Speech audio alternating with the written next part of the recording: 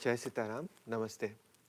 Um, Today is day 5 of Navaratri, and we will be reading one of the chapters from the Ramayana. It's the fourth book called Kishkinda Kanda. Here is a summary of the chapter that we are about to read today. While searching for Sita, Rama meets with Sugriva and makes a crucial alliance with him. Rama helps him become the leader of the monkeys, and in return, Sugriva assembles a vast monkey army to find Lord Sita. Rama gives instructions to the monkey lord Sugriva and to Jamvanta, lord of the bears.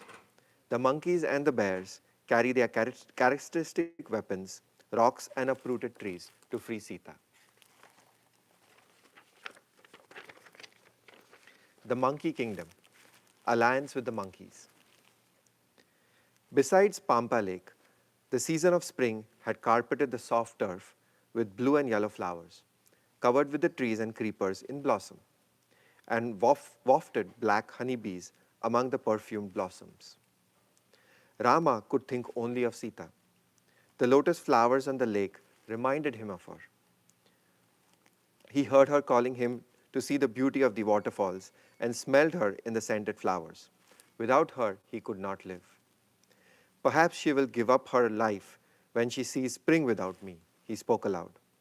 If she would come to see me now, I would be satisfied forever and would never wish again for Ayodhya or any pleasures of paradise. Be patient, said Lakshmana. Now is the time for heroism and determinism, not grief and despondence. We must find her wherever Ravana has hidden her. One day, Sugriva, the lord of the monkey tribe, called the Vanaras, came near the lake to gather fruits and spied on them. When he saw those two mighty princes, he froze in fear, thinking them allies of his enemy, Vali. He hurried back to his lair and called together his counselors. Vali has sent two powerful warriors, he says, disguised as hermits. How shall we protect ourselves? Among his followers was Hanuman, son of the wind god, who was wise and fearless. He counseled Sugriva. We need not fear Vali, who cannot enter this region. Why should we panic at the sight of two men? These are no ordinary men, said Sugriva. They look more like gods, and they may be with Vali. Go and observe them closely and find out their business. Hanuman disguised himself as a forest hermit and approached the two brothers. Bowing before them, he spoke with gentle words. I salute you. With eyes like lotuses and weapons like gold, you look like the moon and the sun god. I am Hanuman, son of the wind god, minister of the monkey lord Sugriva. Please tell me who you are and what brings you here. Hanuman's words showed him to be learned and gentle, and Rama answered him with respect. I am Rama, son of Dasharatha, and this is my brother Lakshmana. He went on to say how they came to be in the forest and how Sita had been kidnapped. We know of Sugriva and we seek his friendship and help, said Lakshmana. Hanuman thought these two men would be valuable allies for Sugriva. He in turn told them how Sugriva had exiled and how he had lost his wife and his kingdom to his cruel brother Vali. Come, I will take you to Sugriva, he said. Revealing his true monkey form, he lifted the brothers onto his shoulders and carried him through the forest to Sugriva's camp. Arriving among Sugriva's assembly, Hanuman introduced Rama and explained that he needed help. I am indeed fortunate, said Sugriva, rising to his feet. Here is my hand, a token of friendship, if you will accept it. Rama gladly clasped Sugriva's hand and warmly embraced him. Then Hanuman lit a fire between the two together and walked around it to seal their friendship. We are now united as friends, and our joys and sorrows are one, declared Sugriva, hugely satisfied. Breaking off a large leafy branch from a nearby tree, he offered it to Rama as a seat and sat beside him, while Hanuman did the same, breaking another branch and sharing it with Lakshmana. Sugriva then confided in Rama. I live in fear of my brother Vali. Please protect me. Don't worry, said Rama. You have my word, and I shall kill this Vali and help you recover your wife. I have some news for you about Sita, spoke Sugriva. I was sitting with some friends on top of a hill a few days ago when we saw a strange sight. Passing over us in the air was a princess struggling in the arms of Ravana. As they flew above us, she threw down a wrapper containing shiny jewels. He showed Rama the jewels, instantly recognizing them. Rama could not hold his tears and cried, "My darling," holding them to his heart. "Tell me where Ravana has taken her, and I will send him to his death this very day," swore Rama.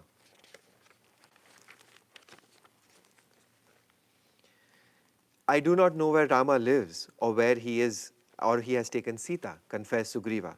"But I give you my word that I and my monkey friends will find her. Do not give way to this overwhelming grief, Rama. As my friend, I beg you to be brave and restrain from tears." "I am thankful of your words and advice," said Rama. "You are a true friend. But tell me, how can I help you?" Sugriva told Rama his story. Vali, his elder brother, son of Indra, was ruler of the Vanara kingdom of Kishkinda. One day the demon Mayavi challenged Vali to a fight. Taking Sugriva with him, Vali went to face the demon. But the demon fled. They chased him, and Mayavi hid in a deep cave. Ordering his brother to stand guard outside the cave, Vali went after the demon. A year passed, and still he had not returned, so Sugriva, fearing his brother's death, sealed the mouth of the cave with a large stone and returned to Kishkinda, where he was crowned king in place of Vali. Meanwhile, Vali killed Mayavi and escaped from the cave, arriving back to the kingdom to find Sugriva on the throne. He was furious and he denounced him, seized his wife, and banished him. "Since then, I live in fear, wandering the forests and hills until I found shelter here in Rishyamukh," said Sugriva, "the only place where Vali cannot harm me. He can throw mountain peaks in the air and catch them and tear the large trees up. But once he fought the demon Dundubi, killing him by throwing him a distance of 4 miles. The demon's body landed near this place and splashed blood on a sage, Matanga. He was so disturbed by this intrusion that he cursed Vali that he or any of his monkeys ever set foot here, they would be burnt alive. This is why we live here, because Vali cannot enter and we are safe from him. Now that you know the strength of Vali, you will surely understand if I doubt whether you are strong enough to oppose him. No one has ever defeated him in combat, so how do I know you can do it? The skeleton of the demon Dundubi lies nearby. If you can throw it over a distance of 1,000 yards, then I may be convinced you are strong enough." Rama took up this challenge, lifting the carcass in the air, and he threw 100 miles. But Sugriva was not satisfied. "The carcass is dried up," he said, "and lighter. When Vali threw it, it must have been much heavier. I have another test for you. Sometimes Vali used to pierce these sal trees to practice his archery, splitting the trunk of the tree in two. If you can do that, you are strong enough to defeat him, I think." Close by were some trees. Rama took out an arrow from his quiver and shot it from his bow. It passed through each of the trees in turn, then penetrated the earth as far as the underworld, before bursting out again minutes later and re-entering his quiver. After seeing this, Sugriva bowed in astonishment, and he was fully convinced of the power of Rama. "Come then," said Rama, "let us go to Kishkinda, where you can challenge your brother and win back your kingdom." The death of Vali. Kishkinda, the capital of the Vanara kingdom, was built around a series of underground caves with carved pillars and cascades of waterfalls. Here, Vali lived in comfort with his wives. His peace was disturbed by the roar of Sugriva, who stood outside challenging him to a duel, with Rama concealed nearby in a forest. The two brothers met with thunderous clash, like Mercury clashing into Mars. Rama, concealed behind a tree, watched closely, his bow at the ready, waiting for an opportunity to kill Vali. But he was baffled. The two brothers appeared identical, and it was impossible to identify who was which. Eventually, Vali got the upper hand, and Sugriva, battered and bleeding, was forced to retreat, running back to the forest, where Rama was hiding. Sugriva said in dismay, "You encouraged me to fight with Vali, saying you would kill him. But now I see that you are equally fearful. You don't have the strength to do it." "Let me explain," said Rama. "I was unable to tell who's Vali and who's Sugriva, and I dared not fire my arrow in case I killed you by accident. Next time, you must wear some distinguishing mark." So Lakshmana made a garland of creepers, putting it around Sugriva's neck. And they went back for a second time. At the entrance of Kishkinda, Sugriva let out a roar that split the air, frightening all the animals nearby. In response, Vali shook with rage and prepared to meet him, but his wife Tara was anxious. Tara warned, "Quell your anger and don't let yourself be provoked. I feel uneasy about Sugriva coming back a second time. I have heard that he has made friendship with Rama, son of the emperor of Ayodhya, who is invincible. My advice is that you abandon this quarrel with your brother. Make him prince of this kingdom, give him gifts, and befriend Rama as well." But Vali, in the grip of anger and fate, did not heed Tara's advice. "Why should I put up with this arrogance?" said Vali. "And besides, Rama would never harm any innocent person, such as me. I will fight Sugriva as long as he stands around here. We will soon run away again when he will soon run away again when he feels the blows of my fists." So Vali started forward, hissing like a snake. His brother Sugriva, shining golden brown, tightened his cloth and waited for him. The two met once more, colliding like two angry bulls. Vali smashed Sugriva with his fist, making him vomit blood. Then Sugriva tore up a tree trunk and struck Vali to the ground. They locked in combat, each effulgent like the moon and the sun in the sky.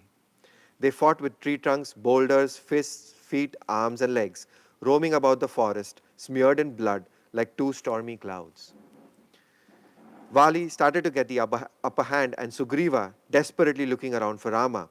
Seeing his chance, Rama let out an arrow tipped with gold and silver. With a thunderous flash, it tore through Vali's breast and knocked him to the ground. Uttering a cry of pain, he lay motionless. He was mortally wounded, but he still had the strength to speak. He saw Rama with his bow and accused him. "This is cruel and dishonorable. To kill someone who was not fighting against you. I never thought you would stoop down and attack me in such a way. I did nothing wrong."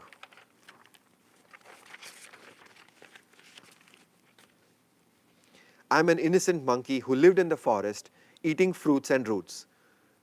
Though you are born to be a king, you have no right over me. You are a ruler of men, whereas I am a beast of the jungle who has done no harm to you. What do you have to say in defense of your brutal behavior?" said Vali. His mouth parched, Rama answered him. Rama approached Vali with respect. "Why do you reproach me? Listen to the reasons of my action. My brother Bharata is emperor of these lands, and it is my duty under his command to uphold justice in this kingdom. You failed to give due protection to your younger brother, Sugriva, who you should treat as your own son. Moreover, you took over his wife, Ruma. The punishment for one who has union with his brother's wife is death.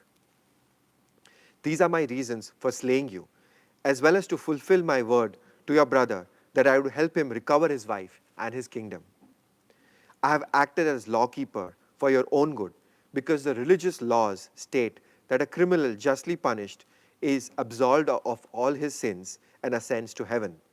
Thus, I have released you from your sin, and I have no regrets over what I have done," said Rama. Vali sighed. "What you have done is correct. I see it now. You are indeed devoted to the good of all people in your kingdom. I beg you to fulfill my last request. Please see that my son Angada, who is still a boy, is reconciled with Sugriva and cared for after my death. Please see that my widow is taken care of with kindness as well. Do not worry on this score, Rama assured him. Forgive me, whispered Vali. Hearing news of her husband's condition, Tara hurried to Vali, crying and beating her head in agony. She came upon him lying on the ground, spent like a cloud, and clasped to her bosom. Why don't you speak to me, my great hero? Why does my heart not break into 1,000 pieces to see you in this state? Said Tara. You have got your reward for banishing your brother and stealing his wife.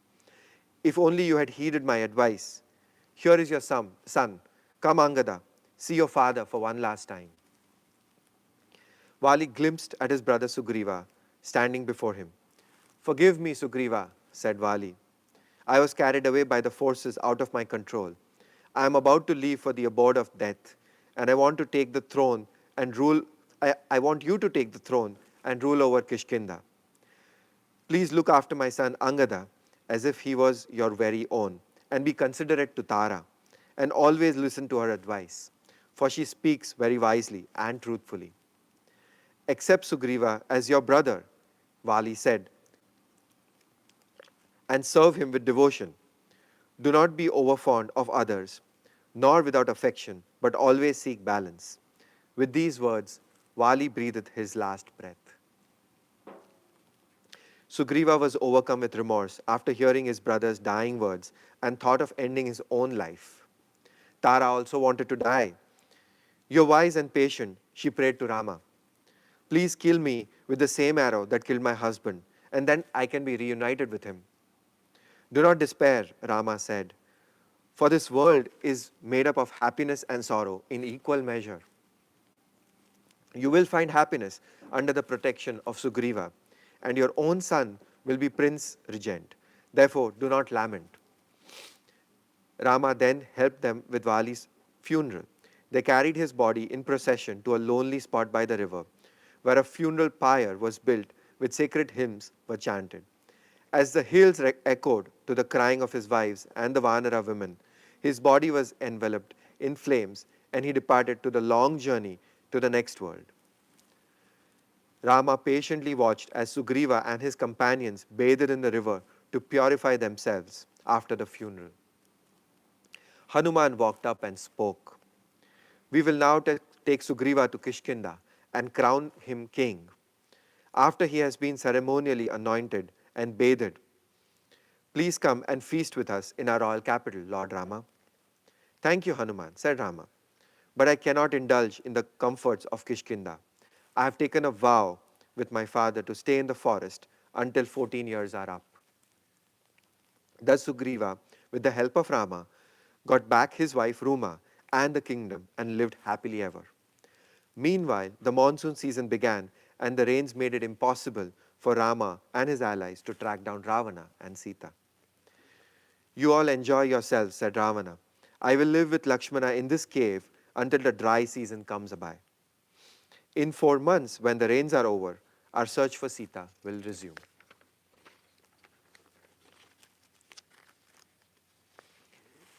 Gathering the tribes.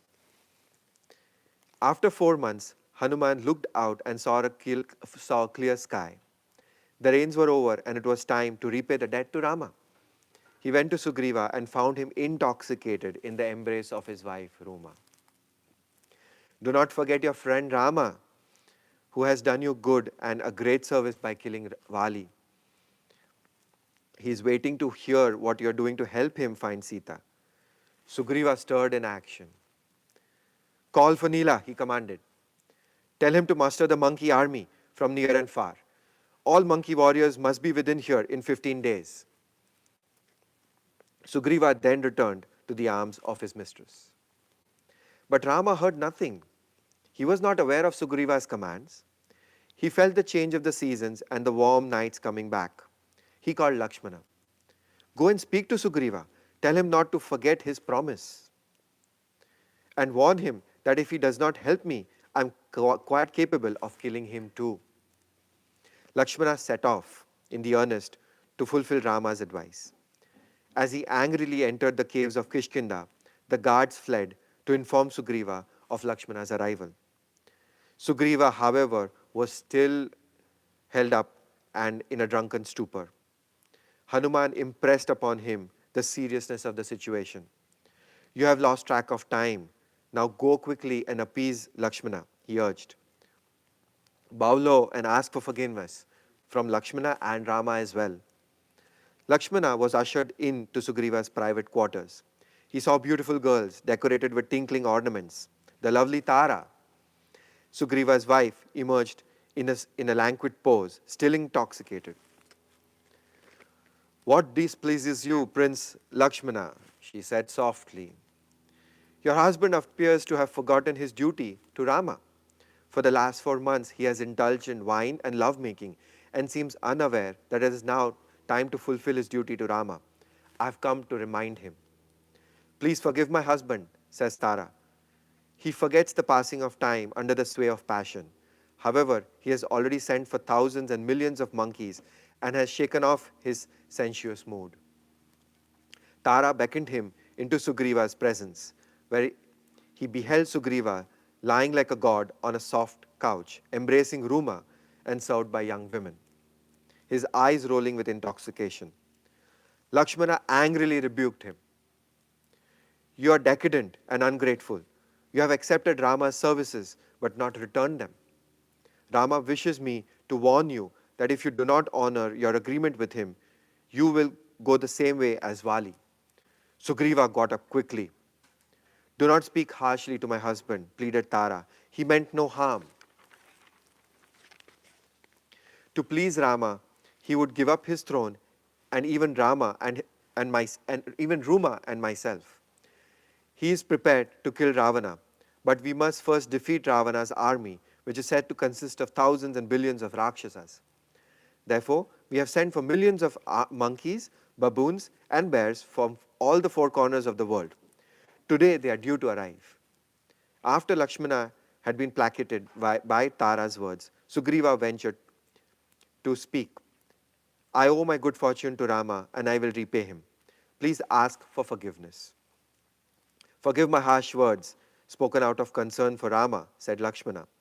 Now come with me and reassure Rama, Sugriva. First, I must organize the gathering of my troops, Sugriva said.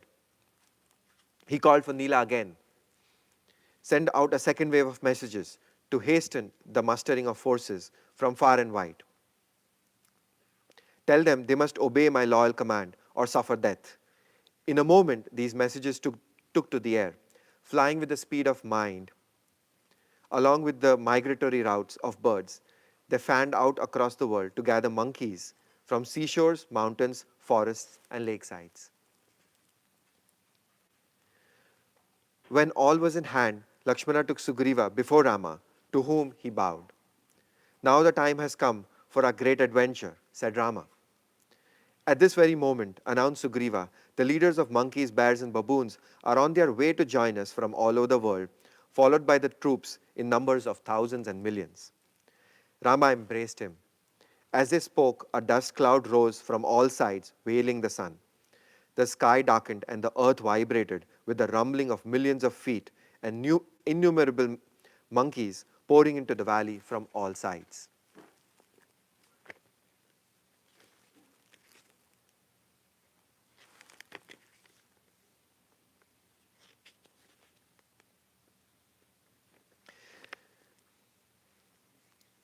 Now, what would you have us do, Lord asked Sugriva. First, we must find out if Sita is still alive. And where is she? Said Rama. Once we know that, we will decide on the next course of action. Sugriva called the chiefs together and divided them into 4 parties, each of which was assigned to each direction, east, south, west, and north.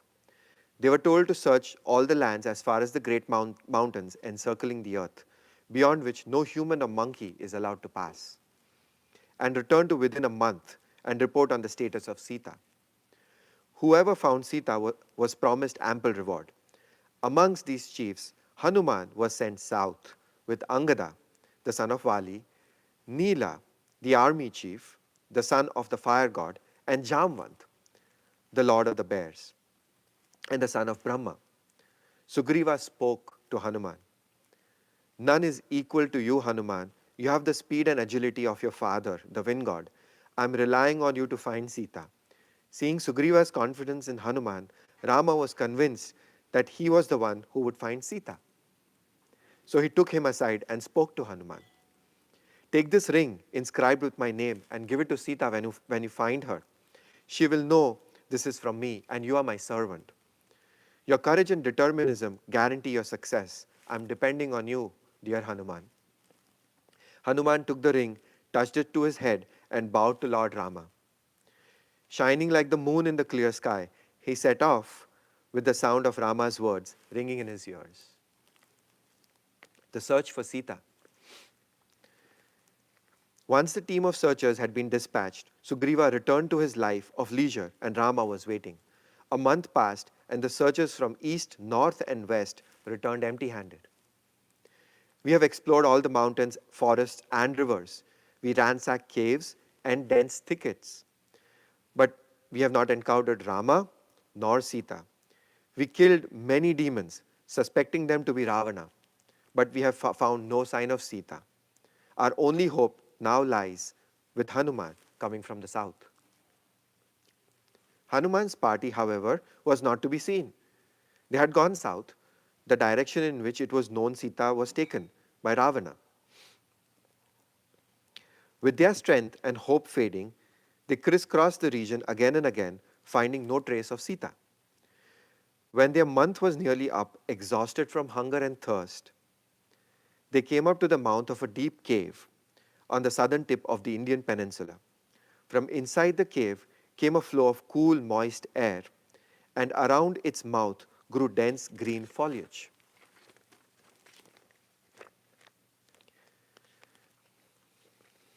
The cave looked very tempting. They decided to venture inside the cave in search of water. Holding hands, they penetrated the darkness. For a long time, all was dark, and they journeyed deeper. Then they saw light ahead and heard the tinkling of running water. They emerged into a huge cavern illuminated by clear, soft light, where they found food and water. They satisfied their hunger and thirst and restored their strength. Then they looked about them and saw the figure of a woman dressed in deerskin and bark, shining with an aura of saintliness. Hanuman asked her who she was and who did the cave belong to. This cave was the home of demon Maya, who embellished it by this mystic art, but was slain by Indra.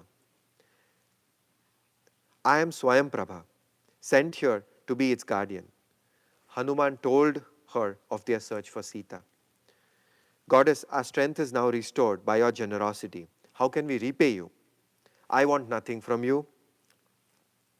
But tell me, how can I help you instead? Show us out of this place. We must return to our king Sugriva by the appointed time. She instructed them the way out. In an instant, Hanuman and the entire team was out in bright sunlight outside the cave. As their eyes grew accustomed to the daylight, they saw the seasons of spring was already far advanced. The trees being heavy with blossom, fear gripped them as they realized that their allocated month had passed. If they returned now without any news of Sita, Sugriva would kill them. In despair, they decided to death to fast. There was no point returning home anyway. Weeping, they sat down and prepared to die. However, a more immediate danger faced the monkeys. From far above, unseen eyes saw them as a tasty meal sent by Providence. Sampati, king of the vultures, an older brother of Jatayu, was perched on the mountainside above the monkeys. He had not eaten in days because he was crippled by the loss of his wing. I shall eat these monkeys and fulfill my hunger, he said. The monkeys heard this and looked up to see the huge vulture. Jatayu, the lord of the vultures, gave his life for Rama, protested Angada. Must we, who have sacrificed so much in the service of Rama, be eaten by this vulture?